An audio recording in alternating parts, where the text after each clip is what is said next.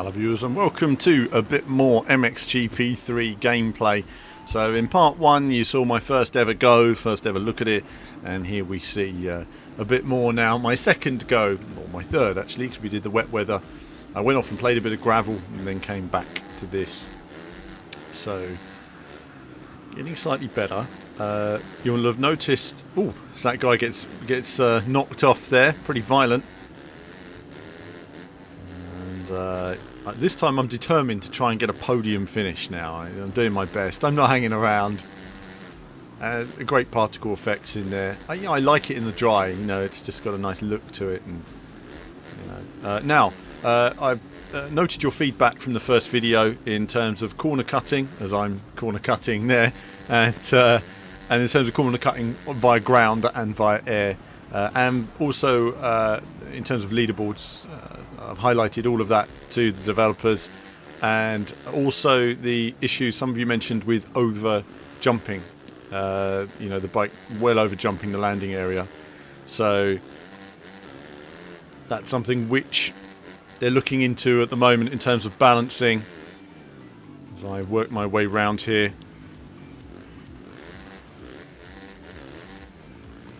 You hit those bumps wrong and you end up going all over the place. So yeah, you've got to get that right. Getting better. I mean, obviously there's only the option of automatic, I believe, on this demo, so you're just trying to learn how to get the best out of the throttle control, really. Obviously it always helps when you have manual, just to make that give you a bit more control over things. What I'm trying to do is, especially if I'm coming through a selection, there's not spin the wheels up too much, just get the traction, then speed up the wheels. As you can see, the jumps there are quite massive, so it'd be good to see them look into that. But it's always important to get that balancing right. So if you guys do have feedback, do let us know. Do mention it in the comments, because the developers, I can always relay that to the developers in terms of your feedback, what you'd like to see in the game, or what you're seeing you're liking or not liking, or whatever else. It's still a work in progress at this stage.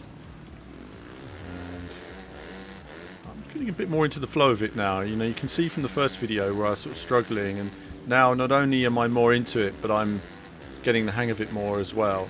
And it just becomes more fun when you're actually finally able to understand.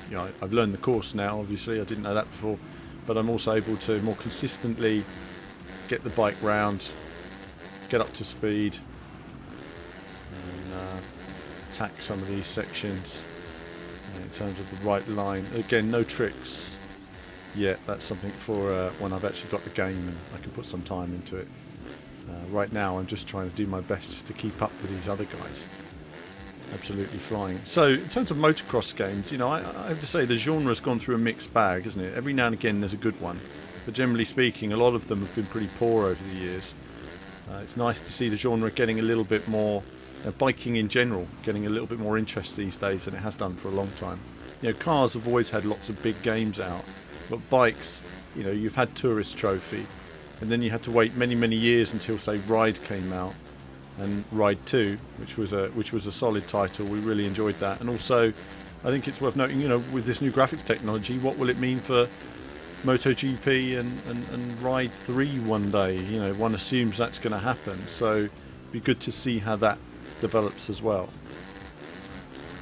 But do keep your feedback coming in, and also it's always good to have feedback on various videos of what you'd like to see on the channel as well. I'm going to do a blog talking about that, actually, about what people would like to see more of. So this is the last of the gameplay video on this for now, and then after this there's probably going to be a break for a few weeks until the other courses are sort of made, essentially, because they're still in development, and then hopefully I'll be able to come back and give you guys some more gameplay and feedback, and hopefully you'll see some development based on some of the things that have been highlighted.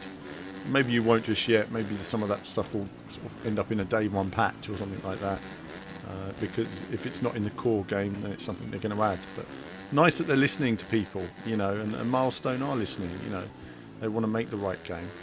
I know lots of you talk about what you'd like to see in the game. It's important that it's a simulator, but it's important that it's also fun and intuitive. That's what's really important. It's finding a balance between all those things. Other people have talked about the audio. Obviously the audio is not complete yet, and I will stop talking in a moment. But we've got some direct audio in the first part, and we've got some no comment videos to come on the channel as well, so don't worry about that. Or a no comment video. But I listened to the real bikes, and I guess the bikes were a little bit higher. The sound on the real bikes a bit more like buzzing bees. Here they've got the sound, but it's a bit sort of low pitch, if you like. It's like the bike is idling essentially when you're hearing it go by. It's like glugging sound rather than the high pitch buzzing sound. I'd say that's the difference between this and the other engines. Also, being lighter engines than the 4-stroke, I wonder, that's a little bug there, that's going to be fixed, I'll point out. Also, being a lighter engine, I wonder, and actually, do you know what, I'm going to talk about that in just a minute. Let's take a look at the replays. So, as I was saying, being a lighter engine, I wonder if that also makes a big difference in terms of how high these bikes jump. I'm not an expert when it comes to these sorts of bikes and bike races, so do let me know. If you're a rider and you've ridden 4-stroke and 2-stroke engines, you know, what the weight differential makes for the lighter sort of 2-stroke engine in terms of performance, weight, especially jumps as well, because one would expect the lighter bikes to, with similar performance, to jump far further. Be a lot more challenging to ride for the riders as well due to the acceleration and weight ratio. Replays here I think look fantastic. You know, I love a good replay. Oh goodness me, that was quite a violent knock off the bike there, wasn't it? Look at the crowds, look at the particle effects, look at the smoke, a little bit of a glint there on the rear of the bike, the lighting. There's a grittiness to it now that I like in terms of the crowd look. It's much darker. I like the artistic style that they've gone for there. The mist of the mountains and the trees. It's far more developed than, say, gravel at the moment, which is still at a very early stage, but still looking pretty good. We'll look at that on a separate gameplay video coming up. But that's a nice camera shot, the way they lean in, that's nice. I like that. Just the animation, the smoothness, the look. Really good. Really good. Still, we don't zoom in as much. And I was talking to one of the developers about this, and I said, well, you know, when you're watching this on TV, they tend to zoom right on sort of the head and shoulders of the biker going around the corner. Problem is that a real bike goes down to an area, goes on the racing line, comes out. It's very predictable where it's going to go. With a player who's going into the corner and then, oh, he's going like that, he's going like that. So if you're zooming in, you know, they're all over the place. The replay camera's got to move everywhere to keep with the player. It's very challenging. I do think it'd be nice occasionally, though, if you know that a large percentage of players are going to get it right on certain sections of the track. It's nice to have those close-ups. You know, I enjoyed them in MotoGP, for example, MotoGP 14, when I made the slow-mo video. A lot of that worked because you was able to actually zoom in during the replay. So I was actually zooming right in during the replay. I don't know if they're going to have the option on here, but it would certainly be nice to have that option. And that's something else, actually, which, you know, Milestone had a really great replay system in MotoGP 2014. You could slow it down to the percentage that you want it. It would tell you what the percentage is in terms of replay speed, and then you could zoom in and move the camera live during the replay and, you know, set it to a certain speed, and it would run at that speed. And it'd be nice with a game like this to set it so you could zoom right in and see that bike, you know, jumping in the air, the way suspension hits the wheels as it comes down. It'd be really nice to do things like that, you know, even set your own cameras. I love a good replay system. You know, Gran Turismo was built on replays, so there you have it. Well, occasionally with high cameras as well, looking down on the action. You know, they've modelled this entire area. It'd be nice to see a few crane cameras occasionally looking down on some of the bikes as well.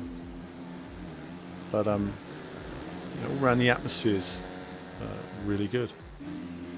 Oh, very, very promising. What can we say? Very promising. You'll have heard on the team chat that it is sort of very promising. And as I say, if you want the no comment video, do check those out as well. We've got the no comment runs on here. But the audio isn't complete yet, and I think that's something which should be highlighted. Though oh, goodness me, as that AI completely loses it on the jump there. So really nice to see it's coming together. and I'll be obviously talking to developers nearer to launch as well on that sort of stuff. So I think that's it from me for now on this. I'm going to leave you with this replay, and that's it from me from now. There'll be more from me very soon, and next I'll be taking a look at gravel. But that's it from me for now, as ever. More soon.